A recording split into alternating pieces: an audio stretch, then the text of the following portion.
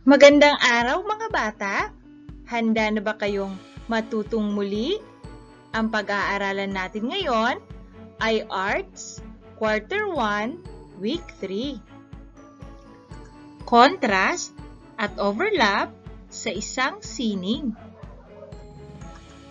Mahilig ka bang gumawa ng likhang sining? Ano ang iyong nararamdaman kapag nakikita mo ang natapos mong likhang sining? Sa paggawa ng isang likhang sining, may mga bagay na dapat kang isaalang-alang upang maging maganda ang kalalabasan nito. May maaari kang pagsamahin at mayroon din namang hindi. Ang isang likhang sining ay maaaring magpakita ng contrast at overlap. Sa araling ito, matutukoy mo ang contrast at overlap na kulay at hugis gamit ang mga prutas, bulaklak o halaman. Makakasunod ka rin sa mga hakbang gamit ang contrast at overlap. Mahilig ka bang kumain ng prutas o pagmasdan ang mga magagandang bulaklak? Basahin ang maikling talata at sagutan ang mga tanong. At narito ang talata. Sabado ng umaga, pumunta ang iyong nanay sa palengke at bumili ng iba't ibang prutas. Dumaan din siya sa bilihan ng mga bulaklak.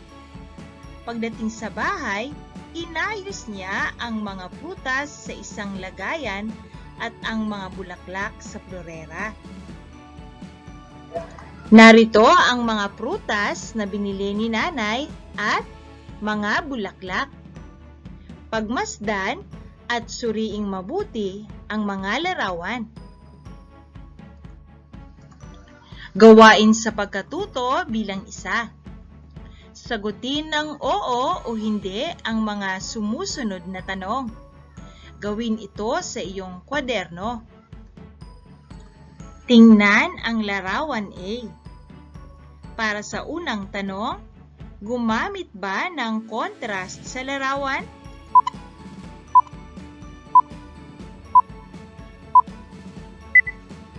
At ang tamang sagot ay oo. Makikita natin sa larawan ang iba't ibang hugis at iba't ibang kulay. Kaya ito ay gumamit ng contrast. Sa ikalawang tanong, magkakaiba ba ang laki ng kanilang mga hugis?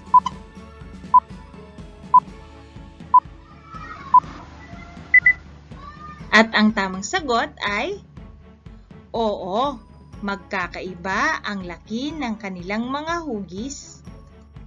Sa ikatlong tanong, gumamit ba ng overlap sa larawan?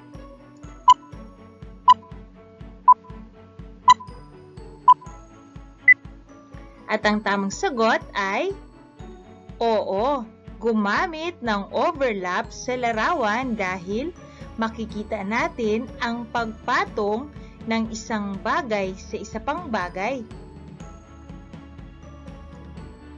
Sa ikaapat na tanong, gumamit ba ng contrast sa larawan?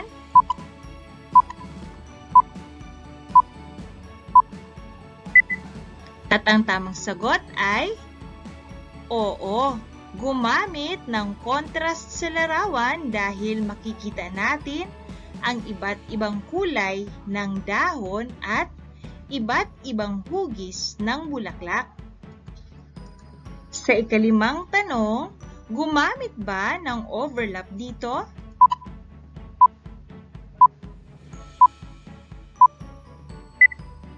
At ang tamang sagot ay oo, gumamit ng overlap dahil makikita natin sa larawan na ang dahon ay nakapatong sa isa pang dahon. Ang overlapping sa isang likhang sining ay ang pagguhit o pagpapatong ng isang bagay sa isa pang bagay upang makabuo ng ilusyon ng lalim. Nakakamit ito kapag hindi isinasama ang mga bahagi ng isang bagay na nakatago mula sa tumitingin. Ang contrast naman ay maipakikita sa pamamagitan ng paggamit o pag-aayos ng mga magkakaibang elemento sa sining tulad ng laki at kulay. Halimbawa nito ay ang paggamit ng mapusyaw na kulay at matingkad na kulay, malalaki at maliliit na hugis. Ginagamit naman ang estratehiyang ito upang mabasag o magkaroon ng pagkukumpara at hindi mapokus sa isang bagay lamang ang likhang sining. Para sa dagdag kaalaman, maaari mong pagbasihan ang color wheel upang malaman kung ano-ano ang mga kulay na magka-contrast. Ang katapat na kulay ng isang kulay ay ang contrast nito. Tingnan natin ang color wheel. Ang contrast ng dilaw ay lila. Ang contrast naman ng kahel ay asul. Ang contrast ng berde ay pula. Gawain sa pagkatuto bilang 2. Basahing mabuti ang bawat pangungusap, piliin ang titik ng tamang sagot at isulat ito sa iyong kwaderno. Sa unang bilang, isang mahalagang elemento sa pagguhit na nagpapakita ng paggamit ng matingkad at mapusyaw na kulay at magkakaibang hugis. A. Linya. B. Color wheel. C. Contrast. At letter D. Marbling.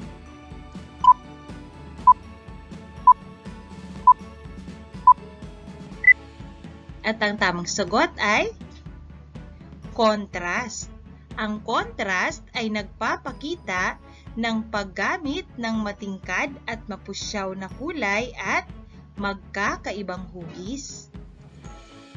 Sa ikalawang bilang, ito ay paggawa ng isang likhang sining kung saan ang mga bagay ay iginuguhit sa likod ng isa pang bagay. A. Patong-patong. B. Overlapping. C. Pagkukulay. At D. Painting.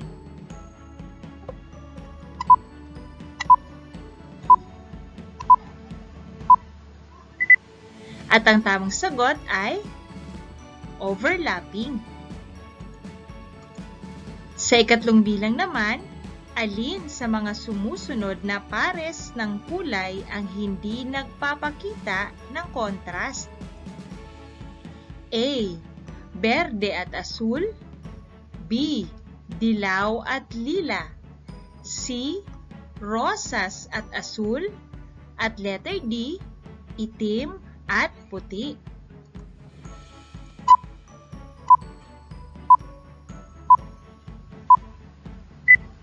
At ang tamang sagot ay berde at asul.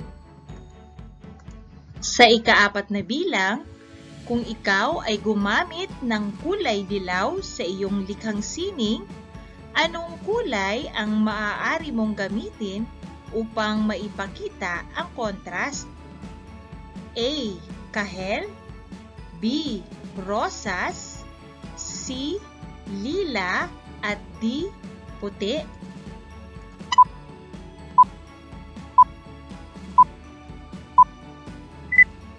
At ang tamang sagot ay letter C. Lila. Sa panghuling bilang, pinaguguhit kayo ng iyong guro ng mga prutas at sinabi niya na kailangang nagpapakita ito ng overlap. Ano ang una mong dapat gawin sa pagguhit ng overlap? A. Kulayan ang mga prutas. B. Burahin ang mga linya na nag-overlap. C. Ipaskil ang iyong nagawa sa pisara. At letter D. Gumuhit ng mga prutas na magkakapatong sa isa't isa.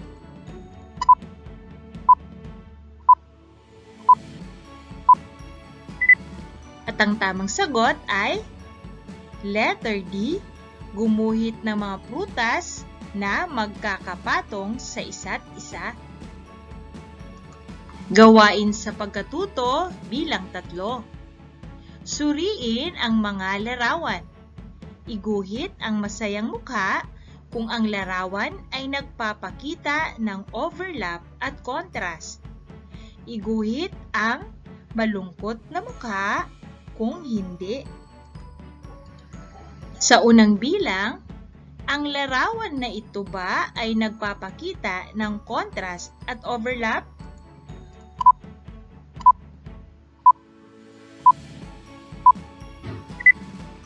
At ang tamang sagot ay masayang mukha dahil ito ay nagpapakita ng contrast at overlap.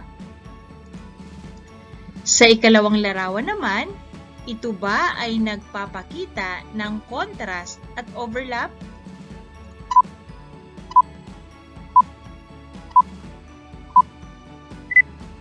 At ang tamang sagot ay masayang mukha. Sa ikatlong larawan naman, ito ba ay nagpapakita ng contrast at overlap?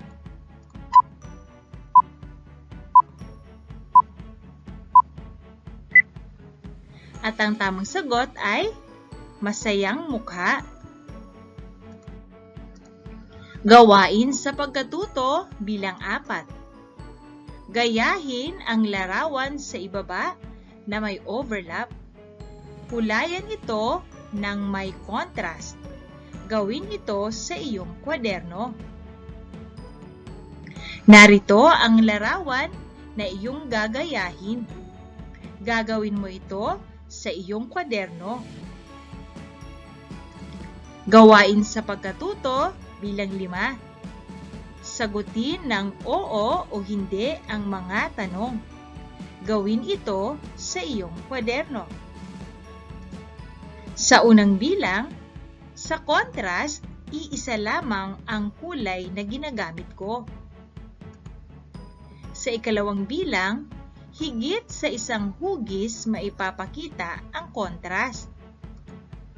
At sa ikatlong bilang, iba-iba ang laki at hugis kung gumuhit ako ng may contrast.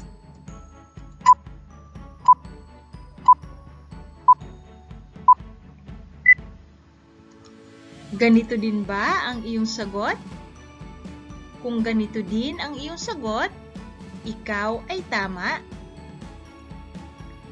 Para sa ika-4 na bilang, ginagamitan ko ng overlap ang aking likhang sining upang mas mapaganda ito. Sa ika-5 bilang, nasisiyahan ako kapag ako ay nakatapos ng isang likhang sining.